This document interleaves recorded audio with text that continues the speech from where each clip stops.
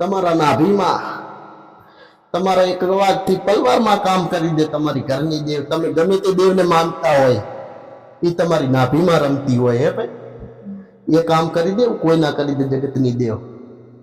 એટલે મંદિરે માથા પછાડવા જાઓ અને નાભીની અંદર દેવ હોય ને તમે એમાં મેલ રાખો, કોઈની નિંદા કરતા હોય ઓલું પેલું, પણ તમારી નાભી ચોખ્ખી કરો. તમારી અંદરથી તમારી નાભી ચોખ્ખી કરો ને, એક જ અવાજ કરો, માં આવીને ઉભી રહેશે.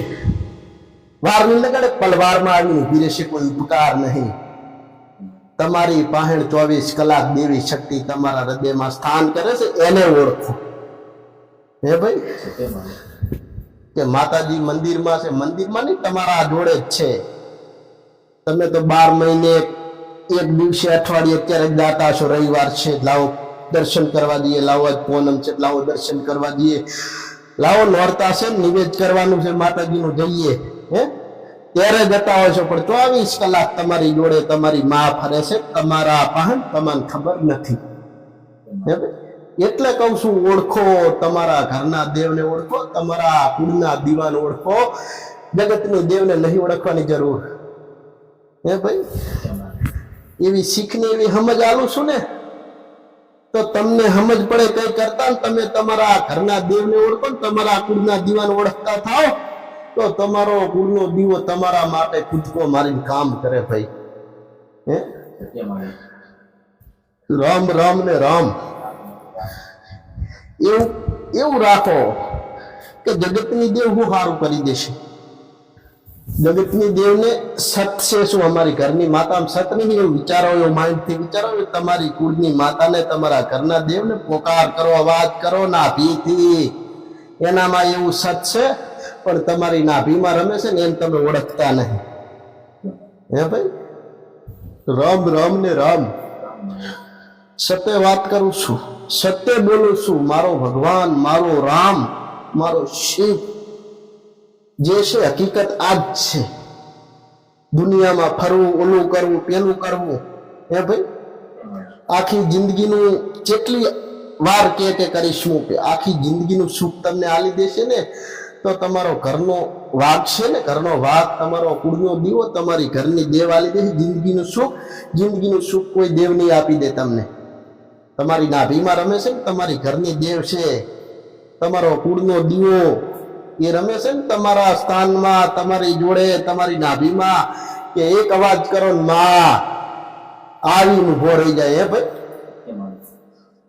અને મને અવાજ કરો માં. કેટલી વાર ને કેટલી તફાવત પડે ભાઈ, જેટલો ફરક પડે એ પેલું વિચારવું. માં વાઘેલા વંશની મેલડી, કેટલો ફરક પડશે? કેટલો પડે? બહુ પડે ને. હે ભાઈ, એટલે ઘરની દેવને એવો અવાજ કર્યો કે માં, તો તરત તમને ખબર પડી જાય. ધોરા દિવસે ખબર પડે, ધોરા દિવસે, કાળી રાતે ખબર પડે. અમારી જોડે કોક છે એવી તમને ખબર પડશે. હે, એવી ખબર પડશે. મઢે મઢે ભટકવાની જરૂર નહીં. મારી પહાણ જ છે, મારી માં. ત્યાં જાવ અવાજ કરો અંતરથી, નાભીથી, માં માં. હે, હાજર થઈને કામ કરે. હે ભાઈ, વાર ના લગાડે, પલવારમાં કામ કરી દે. તમને ખબર પણ ના પડે, આંખના પલકારામાં કામ કરી આલે. તમારો કુળનો દીવો એવી ઓળખવી પડે, એવું એને ભજવી પડે, એવી એને ચાહવી પડે, એના કીધું હેડવું પડે, એના ગુના થયેલા હોય તેનું સમાધાન કરવું પડે. કુળના દીવાની કૃપા લેવી બહુ અઘરી છે. ફ્રીમાં મળશે એની કૃપા, ફ્રીમાં મળશે. મારી પાસે આવશે તો કેટલું બધું કામ કરાવવું હશે, કેટલી બધી માનતા એવું માનશો, કેટલી બધી તો લાલચ આલશો તમે. હે ભાઈ, કે માં વાઘેલા વંશની મેળી આટલું કામ કરીએ, આટલું વાત અને આલશે. હે, ત્યારે હું કરું, હું ત્યારે કરી આલું. આ સમજ આલું છું, શીખાલું છું, ત્યારે હું કરી આલું. તમારી માને એ માગણી ના હોય. માં, ખાલી માં કહેવાની જરૂર છે. મને નહીં, તમારા કુળના દીવાને, તમારી ઘરની માતાને. રામ રામ ને રામ. હે ભાઈ, કેટલી ફરક પડે કે બારે જાઓ તમે, કૃપા લેવી હોય. અત્યારે માં હોય ને, માં, દીકરો આવતો હોય ને, ગમે એટલા વાગે, ગમે એટલી રાત્રે, મોડી રાત્રે, જમ્યો છે કે નથી જમ્યો, માને ખબર હોય, માસી ખબર ના હોય. ભૂખ્યો હોય ને, કેવું પડે ને જમવું છે, તો તો માસી કને લોભ લાલચ રાખવી પડે, લઈને આવવું પડે, ત્યારે બનાવી આલે. અને માં કને એવું ના, માં જાગતી જ હોય, માં નિંદરું ના આવે.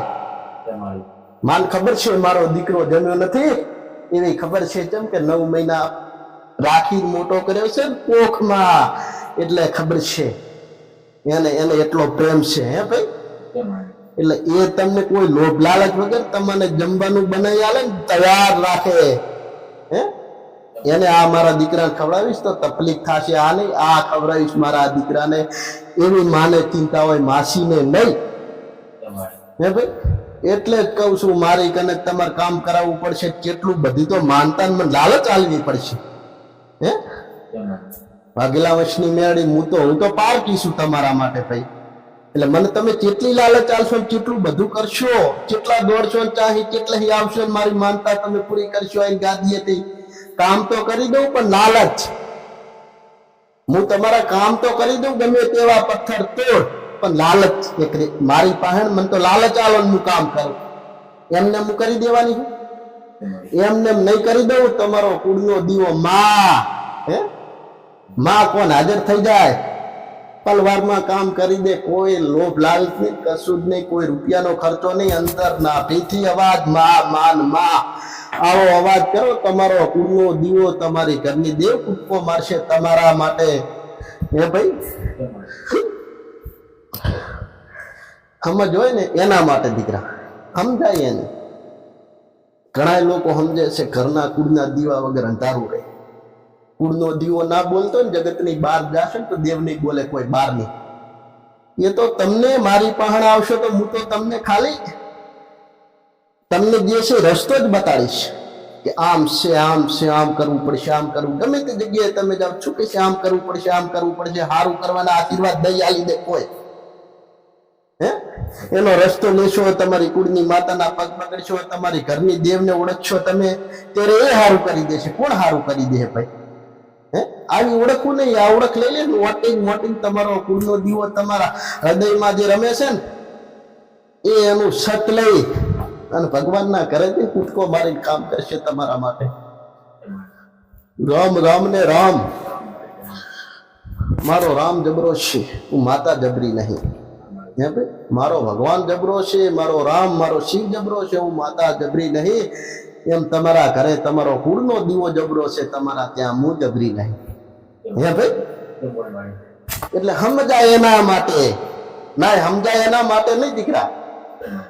એવી શીખું સમજવાલી છે ને તો તમારી ઘરની દેવ માટે જ આલી છે, તમારી ઘરની દેવ માટે હાલતી જ જઈશ. તમારા કુળના દીવાન જગાડો, તમારા કુળના દીવાન જગાડો. કેટલા વર્ષ તમે દોડશો, એ હુઈ રહેશે તો તમે આખી જિંદગી દોડશો તો સારું નહીં થાય. એને હુતેલો છે ને તમારા કુળના દીવાન જગાડવાનો પ્રયત્ન કરો. ખાચા બોલું થઈને તમારા હૃદયમાં સ્થાન કરે છે તમારો ઘરનો વાઘ, તમારો કુળનો દીવો. હે ભાઈ, એને જગાડવાનો પ્રયત્ન કરો, એને ઓળખો. કેટલા દાડા મારા જેવી ગમે એવી જગતની માતા પાસે લોભ લાલચ રાખી કામ કરાવશો. હે, લોભ લાલચ રાખ્યા વગર ફ્રી ચાર્જ, હે ભાઈ, ફ્રી ચાર્જમાં કામ કરી આલશે તમારી ઘરની માતા. એવું કોઈ જગતની માતા આશીર્વાદ નહીં આલી દે, કે એવું કોઈ સુખ નહીં આલી દે તમને કે તમારી ઘરની દેવ સુખ આલશે. એવું કોઈ જગતની દેવ સુખ ના આલી. હે ભાઈ, જગતમાં ઘણા એને ખબર છે કે માં ઈ માં કહેવાય.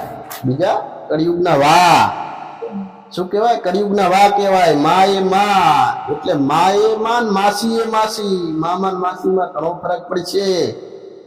એટલે તમારા કુળના દીવામાં તમારી ઘરની દેવ તમારી કુળના દીવા પહાડ બેહનારી સડવ હોય ને મારા જેવી, એમાં મારામાં ઘણો ફરક પડશે કામ કરવામાં. કીધું તો કરી હમણાં, લોભ લાલચ મને આલશો ત્યારે લોભ લાલચ આલવાની જરૂર નથી. ઘરની માં છે, એમ ખબર છે 12 મહિને નિવેદ તમે કર્યું છે કે નહીં કર્યું, એની ભૂખી નહીં, તમારા પ્રેમની ભૂખી છે.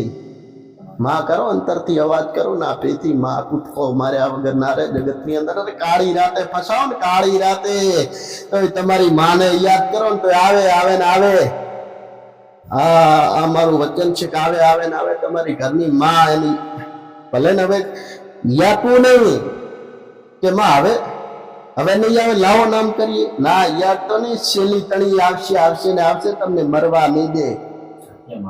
હા, સચોટ 100% એ તમને મરવા નહીં દે, બચાવશે ને બચાવશે. એને જ કહેવાય તમારો ઘરનો વાઘ, કુળનો દીવો. હું નહીં. હે ભાઈ, જય માળી. મને શું છે તમને બચાવવામાં? કહો લોભ લાલચ. લોભ લાલચ વગર બચાવે ને એનું નામ માં કહેવાય. જય માળી. હે ભાઈ, એટલે એવી સમજવું આલી છે ને શીખ આલી છે ને. મારા માટે લેવાની જરૂર નહીં. તમારી ઘરની દેવ માટે લેજો, તમારી આવનારી પેઢી માટે લેજો. કે તમારો કુળનો દીવો ભવિષ્યમાં સૂતો છે ને એવો ક્યારેય ના સુવે. હે ભાઈ, એ સુઈ ગયો તો પેઢીનું શું થશે? પેઢી દોડ્યા જ રાખશે આખી જિંદગી. આમ ને આમ આખી જિંદગી અંધારું રહેશે. ઘરમાં અજવાળું કરવાનો પ્રયત્ન કરો, અજવાળું રહે તમારી પેઢીની પેઢી. એવા તમારા કુળના દીવાની ઓળખ લો. એવી સમજ જે આલું છું ને તમારા કુળના દીવા માટે લેજો ભાઈઓ. જય માળી. ભલે રામ રામ. રામ રામ.